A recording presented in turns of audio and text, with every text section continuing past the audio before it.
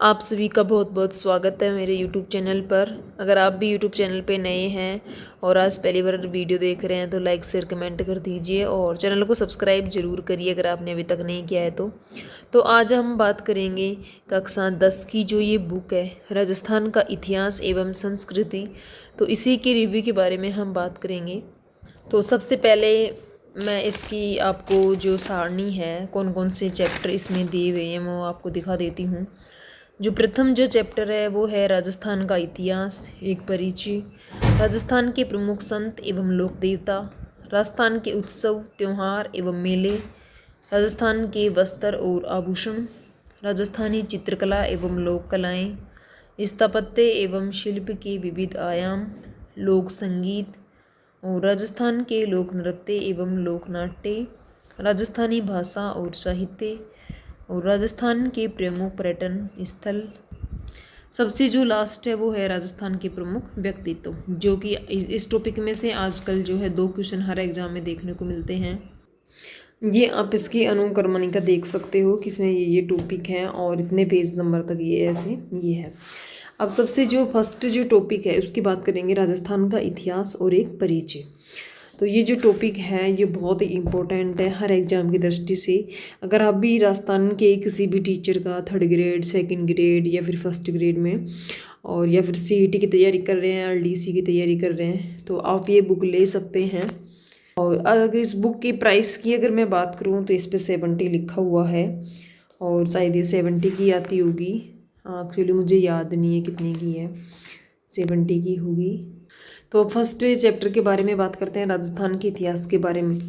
तो ये थोड़ा सा इसमें मैप दिया हुआ है, राजस्थान के प्राचीन स्थानीय नाम दिए हुए हैं, ये देख सकते हैं। ढूंढाड़ और जंगल इसमें दिख नहीं रहा है, हाड़ौती, केरवाड़ा, आडावती, बंगर ऐसे लिखा हुआ है, तो ये आप देख सकते हैं। मैं इसमें टॉपिक की बात करूं तो बहुत ही अच्छे अच्छे और इम्पोर्टेंट इसमें टॉपिक दिए हुए हैं। तो सबसे जो प्रथम है वो है इतिहास का काल विभाजन, कि इतिहास को कितने भागों में विभाजित किया गया। ये हम जब हिस्ट्री की हमारी शुरुआत होती है, फर्स्ट क्लास हमारी हिस्ट्री होती है तो उसमें यही डिवीजन पढ़ाया जाता है। और सेकेंड है प्राग ऐतिहासिक राजस्थान, और इसमें भी बहुत सारे जो हमारे जो पाषाण काल पहले जो क्वेश्चन आते थे वो सभ्यता वगैरह में से ज़्यादा आते थे, लेकिन आजकल जो क्वेश्चन आ रहे हैं एग्जाम में वो इन्हीं में से ज़्यादातर आ रहे हैं। तो देखो, मध्य पाषाण काल, पूर्व पाषाण काल और फिर ये है उत्तर पाषाण काल, फिर ये है राजस्थान में धातु काल, तो इसमें से भी क्वेश्चन देखने को मिलते हैं। फिर है लोह काल, राजस्थान की प्राचीन सभ्यताएं, फिर यहाँ पे सभ्यताओं के बारे में दिया गया है, कालीबंगा सभ्यता, फिर है आहड़ सभ्यता, और फिर है गिलोन सभ्यता, फिर है बागोर सभ्यता, फिर है गणेश्वर सभ्यता, फिर अन्य महत्वपूर्ण प्राचीन सभ्यताएं। और जो मोस्टली जो क्वेश्चन देखने को मिलते हैं जो ये इंपॉर्टेंट दी हुई हैं, बागोर, गिलूंड, आहड़ और गणेश्वर, और जो पीछे थी कालीबंगा, इन्हीं में से क्वेश्चन देखने को मिल जाता है एग्जाम में। इनमें से तो बहुत कम मिलता है, लेकिन आजकल तो इनका भी नहीं कह सकते कि क्वेश्चन कहाँ से आएगा, ये कोई नहीं कह सकता एग्जाम में। तो इनमें से भी क्वेश्चन देखने को मिल ही जाता है। तो ये जो छोटी छोटी जो सभ्यताएं हैं ये वो हैं भीनमाल, और ये जो उदयपुर वाली जो है ये गंगानगर, ये सब वो हैं। फिर आगे है वो है राजस्थान के जनपद, जो कि आप बाद में सर पढ़ाते हैं। और यहाँ से जो हिस्ट्री है वो है राजपूतों की उत्पत्ति। तो सबसे पहले ये राजपूतों की उत्पत्ति है हर्षवर्धन की मृत्यु से। फिर है इसमें कि राजपूतों को वैदिक आर्यों की संतान किसने कहा था, तो इसमें साफ साफ लिख रखा है डॉक्टर गौरीशंकर हीराचंद ओझा, CV वैद्य राजपूतों को भारतीय आर्यों के क्षत्रिय वर्ण की संतान मानते हैं। तो एग्जाम में यही पूछा जाता है कि किसके अनुसार राजपूत वैदिक आर्यों की संतान है, तो उसमें जो ऑप्शन होता है वो डॉक्टर गौरीशंकर हीराचंद ओझा होता है, या ये नहीं मिलेगा तो फिर CV वैद्य मिलेगा इनमें से। फिर सेकंड है कि अग्निकुंड से उत्पन्न राजपूतों को किस किसने इसने चंद्रप्रदायी ने बताया था। और फिर आगे है वो है कि ब्राह्मणों से उत्पत्ति का सिद्धांत। फिर है कि ये जो राजपूत थे ये विदेशियों की संतान थे। फिर अगला जो टॉपिक है वो है राजस्थान के प्रमुख राजपूत वंशों का परिचय। तो इसमें जो सबसे पहले है वो आ जाएगा गुहिल वंश एवं इस वंश के प्रतापी शासक। और सबसे जो प्रथम है इसमें वो आ जाएगा बप्पा रावल। और इनके जो काल टाइम है इनका 734 से 753 वो भी दे रखा है। और पूरा इनके बारे में जो जो इम्पोर्टेंट तथ्य हैं वो इसमें कम्प्लीटली दे रखे हैं। फिर आ जाएगा जैत्र सिंह 1213 से 1253। फिर आएगा रतन सिंह। फिर आएगा राणा हमीर। और फिर आएगा महाराणा लाखा। और इसके बाद देख सकते हैं महाराणा मोकल, महाराणा कुंभा। और फिर आएगा सांगा, फिर उदय सिंह, फिर महाराणा प्रताप। और ये महाराणा प्रताप को दे रखा है थोड़ा सा। जो राजा महाराजा जो सबसे ज़्यादा एग्जाम की दृष्टि से इम्पोर्टेंट है हमारे लिए, तो उसको थोड़ा सा एक्सप्लेन कर रखा है। और लगभग कुछ क्वेश्चन जो आता है वो उन्हीं में से आ जाता है। फिर है राणा अमर सिंह। और फिर है महाराणा राज सिंह। ये हो गए मेवाड़ वाले। और फिर इसके बाद जो आएंगे वो आएंगे मारवाड़ का राठौर वंश एवं वंश के प्रतापी शासक। तो सबसे पहले जो इनमें से आ जाएगा वो आ जाएगा राव चुंडा।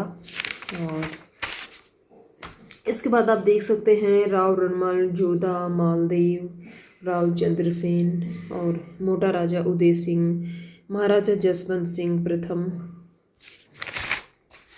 फिर आ जाएगा बीकानेर का राठौर वंश इस वंश के प्रतापी शासक।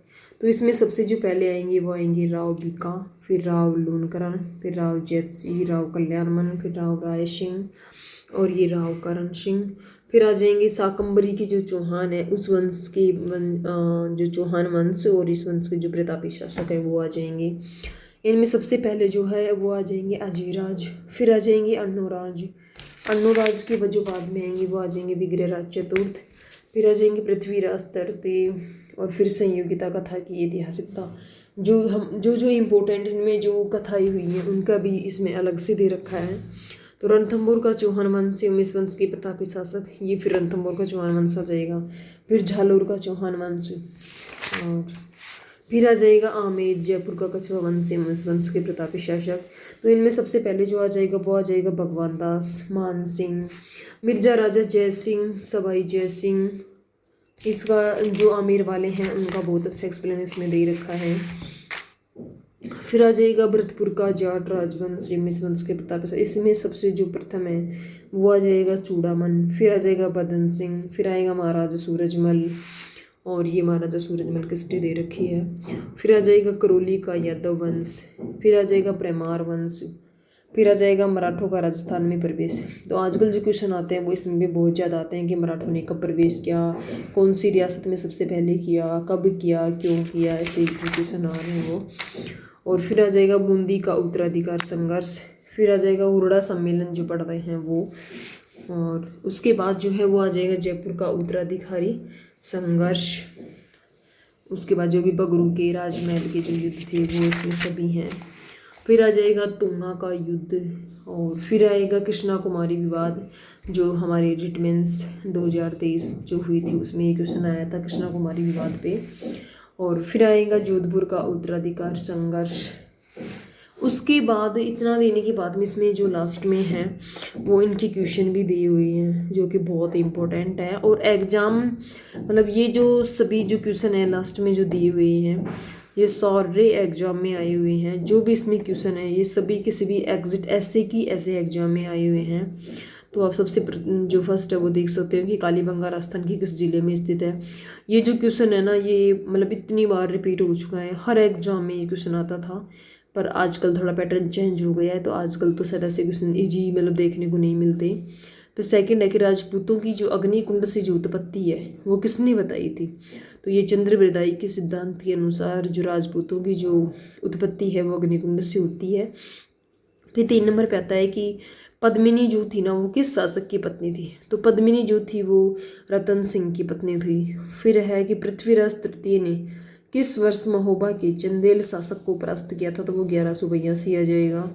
कृष्णा कुमारी किस राज्य की राजकुमारी थी। तो ये क्वेश्चन आया था उस टाइम में कि कृष्णा कुमारी जो अभी विवाद है वो कृष्णा कुमारी जो थी वो किस राज्य की राजकुमारी थी। सॉरी इसमें ये मारवाड़ नहीं आएगा।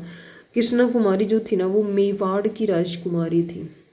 मेवाड़ की राजकुमारी थी कृष्णा कुमारी, जिससे विवाह को लेकर जयपुर के शासक जो थे वो जगत सिंह और जोधपुर के शासक मान सिंह के जो मध्य युद्ध हुआ था वो है कृष्णा कुमारी विवाद। तो जो कृष्णा कुमारी थी वो मेवाड़ की थी। मारवाड़ के तो राजा थे, मारवाड़ के और जयपुर के तो थे जगत सिंह और जोधपुर के मारवाड़ के कौन थे, मान सिंह। तो उनके बीच में जो युद्ध हुआ था वो था कृष्णा कुमारी विवाद। और कृष्णा कुमारी जो थी वो मेवाड़ की राजकुमारी थी। तो अगर आपको भी ये बुक लेनी है तो आप भी ये बुक ले सकते हैं। और इसमें देख सकते हैं आप आगे भी इतने सारे क्वेश्चन हैं, और ये जो क्वेश्चन है ये सच में बहुत ही इम्पोर्टेंट है।